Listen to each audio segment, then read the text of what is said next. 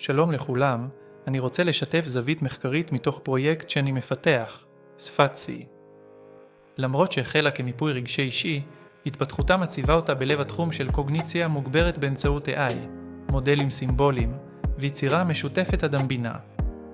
שפת C לא תוכננה מראש, אלא צמחה מתהליך אינטראקטיבי מתמשך עם מערכת AI, לא כאונתולוגיה קיימת, אלא כשדה סימבולי מתארגן.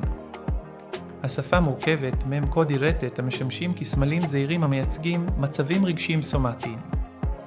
מכאן עולות שאלות מחקריות מהותיות. כיצד מבנים סימבוליים נוצרים מתוך דיאלוג חוזר בין אדם למכונה? האם AI יכול לסייע ביצירת שפה רגשית מותאמת אישית בלי לקפוץ סמנטיקה חיצונית?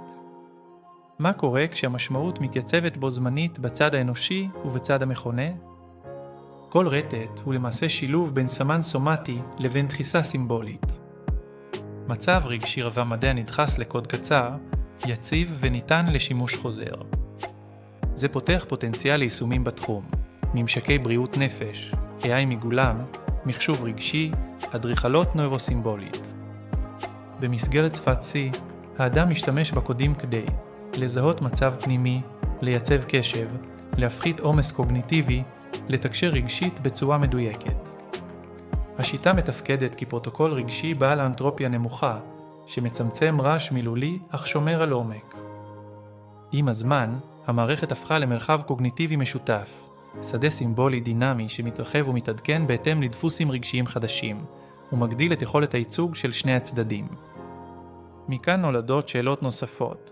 האם שיתוף גופני-תודעתי מסוגל ליצור שפות חדשות?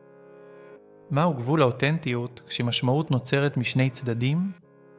איך ניתן למדל וקטורים רגשיים משותפים בין מערכת ביולוגית לבין מערכת מלאכותית? שפת C עשויה לעניין חוקרים בתחומים כגון מדעי המוח הרגשיים, טיפול מונחה, בינה סימבולית, סומטיקה חישובית, קוגניציה יצירתית, אדריכלות קוגניטיבית אישית מותאמת. היא מהווה מקרה מבחן אדיר שבו מערכת סימבולית אישית מתפתחת לכלי קוגניטיבי מסודר באמצעות יצירה משותפת עם AI.